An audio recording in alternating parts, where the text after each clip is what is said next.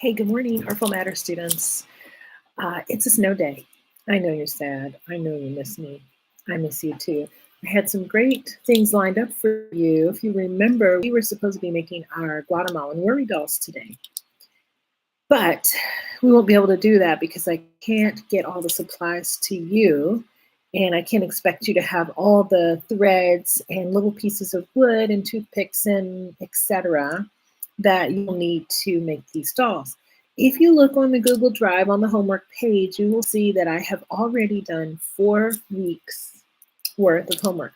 One of the reasons why I did it ahead is because in 2 weeks you will have a substitute tutor. This is Amy Baum, who's also a homeschool mom, and she was a tutor for RCT 2 years ago. She was a director for Classical Conversations Challenge B, and she is a stunning artist as well. Quite amazing. So she's going to be my tutor for 2 weeks because I will be in Costa Rica. You see all this snow out here? Right now, today, the weather in Jaco, Costa Rica is about 85 degrees. So yeah, maybe I'll do a Facebook Live from there, YouTube Live from there. So you can see me hiking a waterfall or surfing or having a nice mango on the beach. But anyway, let's do a little few minutes together here. We're going to still explore the same theme we've been doing in class, which is negative painting and negative drawing. So remember that the negative drawing is to work on the parts that you don't draw, that's not the object. Okay, let's rephrase that again. Instead of drawing a stool, which is what you're going to do in the video exercise following this one that you watch with me, have a video from YouTube for you to watch, actually 2. And you will see the artist draw a stool by not drawing the stool. Negative drawing can really make your brain stop for a minute and go like, ugh. But it's a great exercise for your brain. It really helps you to see the things that you didn't realize you were seeing all the time. Like straight ahead of me on the other side of my table is another wooden chair with slats that make up the back of the chair. So if I were to draw that chair without drawing it, I would draw all the spaces in between those slats, and I would draw what comes around. And by default, when I have finished making those slats, the space in between the slats and the space around the chair, what's left is the chair. It's kind of like what Michelangelo said when he found the piece of marble that the David was carved out of. He had walked past that marble for years and years on the side of a building, a big chunk of marble. David is about 9 feet tall, I think. And someone asked him, how did you make this David? How did you create this amazing thing? And he said, the David was there all the time. He just took away all the parts that weren't the David. So yeah, that is an idea of negative drawing. So let me show you a little example of what I did here. Many people have seen this before. When you first look at this image, I'm thinking that you see a vase. There may be some flowers or ferns coming out of this vase, right? But I didn't actually draw the vase. I traced the parts that weren't the vase. I sketched. So let me do a little bit of filling in here with my pencil. This is honestly just the back of a newsletter, an envelope for a newsletter that I received. So when you see what I'm going to do, thank you for your patience. I don't have one of those fancy YouTube setups where I would have my camera coming behind over my shoulder. Perhaps I need to. And that's why after you watch me, I have links for you on the Google Drive. Remember, go to the Google Drive to see your homework. Okay, almost done. Patience.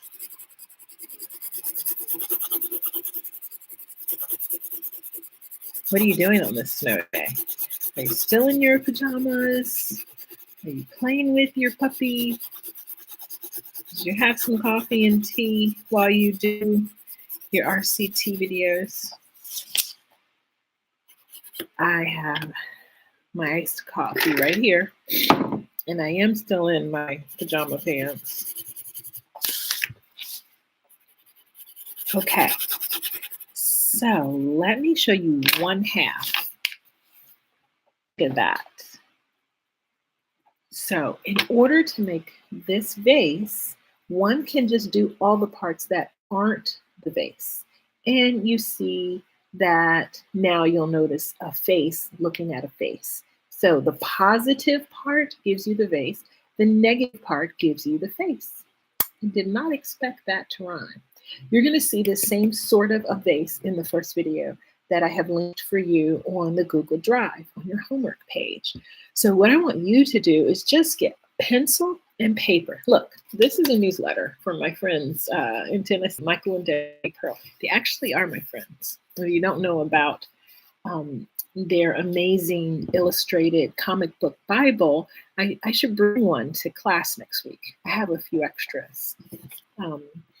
But I just use the back of that newsletter in this because I make art all the time, wherever I am. Here's my planner, my calendar, and I can show you on my notes, I'm sketching things. That's a beaded bracelet that my guests in Costa Rica are going to make with semi-precious stones. Tiger's eye and amethyst stones and wooden beads and lava beads. And I was sketching out some ideas for that on my note page of my calendar. And then here, some op art I was working on. So you can use anything to make art. Don't feel like if you don't have a fancy notebook or some dedicated watercolor that you can't make your art. Maybe when you do this negative sketching, you'll get the inside of a Trader Joe's bag, or maybe you'll use the back of an envelope like I did. I want to, since I have you here, show you a little bit of art. So maybe while you're kind of snowed in or you're staying out of the cold, you can find some other interesting things to do. So let me take you with me for a second. Here is a piece. If I can get the whole thing in there. And it's mixed media. We've talked about mixed media before. It's when you're using different mediums. For this one, it is, see if I can block that glare, acrylic paint on a canvas mixed with a product called Mod Podge and collage that I cut out from magazines and newspapers. So here I assembled all sorts of words and phrases and also images.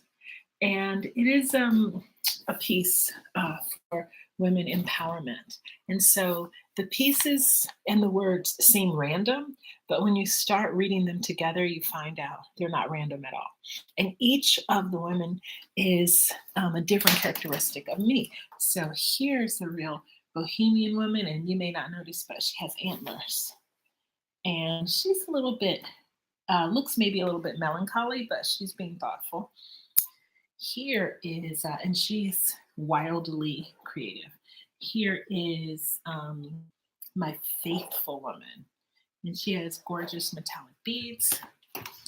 Here is my bohemian woman, and you see these flowers in her headdress and the feathers. Some of them are painted, and some of them actually come from magazines. Same with the feathers. Some of them were cut out, some were from magazines. Her necklace here is something that was cut out. And then here is my queen bee lady. So there's a queen in every lady. Then if you start looking at these phrases, you'll see things that I put together. It's a blank slate, an incredible rebirth. Welcome to the revolution. Energize. Create your own sunshine. Feel gorgeous. Choose to smile. Namaste. Make it happen.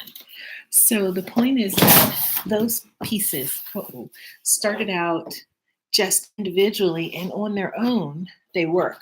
But when you put them together, you can get some interesting statements. So I did the same thing here with another piece.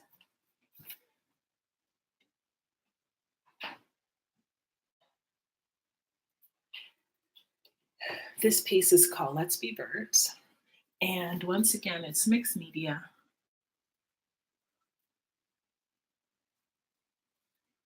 So painting combined with lots of collage and cutouts. There are also stamps here that I've collected, some pieces of fabric. There's more fabric going around the edges in different parts. So yeah, maybe you'll do something like that while you're snowed in, and you'll find some interesting creations that you want to make. And go to the Google page, to our homework drive. Look at the two videos. One is the first one that I want you to watch that will give you guidelines on this. It will also give you an exercise where you make a stool. You may use a chair in your house if you don't have a stool. Find something that has those spaces. You'll see when you watch the video. It's a very quick video, but watch it 2 or 3 times if you need to. When you finish, the artist is going to instruct you to choose one color to color all the negative spaces. Okay, now I give you a second video if you want to go a little bit deeper. It's really fun to do if you have watercolors. You need a pencil, you'll need a watercolor. You'll notice that the artist used green, and how he got the green shade so darker.